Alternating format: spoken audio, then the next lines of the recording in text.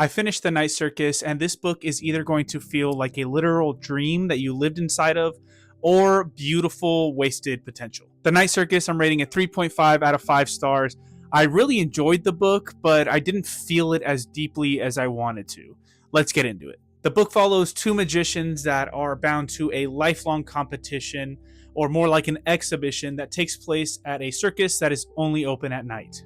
But the circus isn't just the setting, it's basically the protagonist. So what works? The atmosphere and the control of the prose is amazing. The writing feels very dreamlike, surreal, and immersive without feeling purple. I feel like this is one of those books where you don't really resonate or remember the plot beats as much as you do the textures of the book, almost as if you have been somewhere. This book is also very ambitious, specifically structurally. It has different POVs. It even uses second person at times to really immerse you into the feeling that you are in the circus. The timeline is also non-linear at times, and there's chapters that really just settle you into the setting of the circus, giving you that vignette or a mosaic of description of the place, as well as using POVs in certain chapters that you don't get how they're relevant until the time comes when they are so crucial to the story. I know second POVs are rare in books, but I think it was actually really smart in this book as it kind of trains you to see the book and what's happening as a visitor of the circus. I think it really sets the tone of you feel this mood first and the logic of it all second. And even if you don't love the story, it's hard not to respect the craft of it.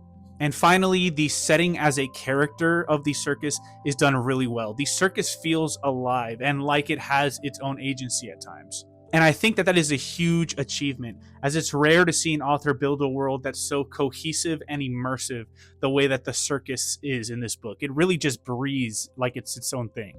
Now, what doesn't work? I felt that this book definitely had emotional distance from what was going on, even though romance is such a key plot between these two kind of dueling, competing magicians. You felt some distance between that romance, as a lot of the love in the book is kind of abstracted and shown through their magic rather than actual intimate moments. So their love, as it's growing throughout the book, feels more symbolic rather than intimate, and you can understand their love, but you don't really feel it. And when the things finally do happen and they confess their love for each other, it feels more inevitable rather than tense, or there's like tension between them. And that brings me to my next point. I had mentioned that this book does a great job of making the circus a character, but I think it sacrifices too much of the substance to build up that style. There's a lot of the time where you're stuck in the ambiance, and while that is beautiful, it feels like it's this kind of beautiful scaffolding just barely holding up the plot. And the plot just sometimes pops up to kind of remind you that, hey, something is supposed to be happening here. And while things are kind of growing and slowly picking up pace, I think it definitely leans a little bit too much into that stylized part and really kind of drops the ball on the plot side of things. And that brings me to my next point, that this book had a lot of thematic potential, but it never really coalesces into its full potential. And that's my biggest frustration. As I was reading it, I could see these things kind of popping up, and it was touching on them. Themes like fate versus agency, like sacrifices and artistic intent, mentorship and exploitation, people trapped in a system that they didn't choose to be a part of, and many other things. But I just kept waiting for this story to kind of bring these things together and interrogate what it was building, but there was never a moment where these themes kind of crystallized to their full potential. And don't get me wrong, the story resolves, but thematically it seemed like this book stopped before it could become the most interesting version of itself. And I did finish this thinking this could have been incredible, but it stopped short.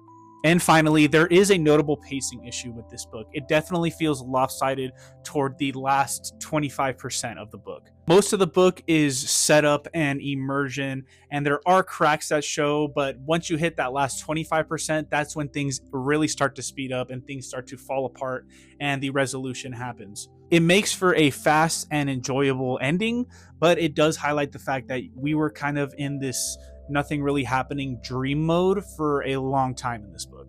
Now, for my experience reading it. For me, this book felt more like an experiential novel rather than an emotional one. I loved being inside the circus. The writing was beautiful, it was dreamlike, and it kind of felt so surreal as you're reading it.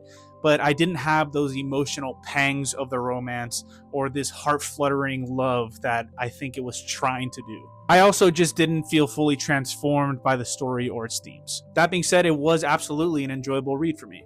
Now, who's this for? If you read for atmosphere, vibes, and lyrical prose, you're going to adore this book. But if you read for deep emotional intimacy and a strong thematic payoff, it's probably not going to hit the same for you.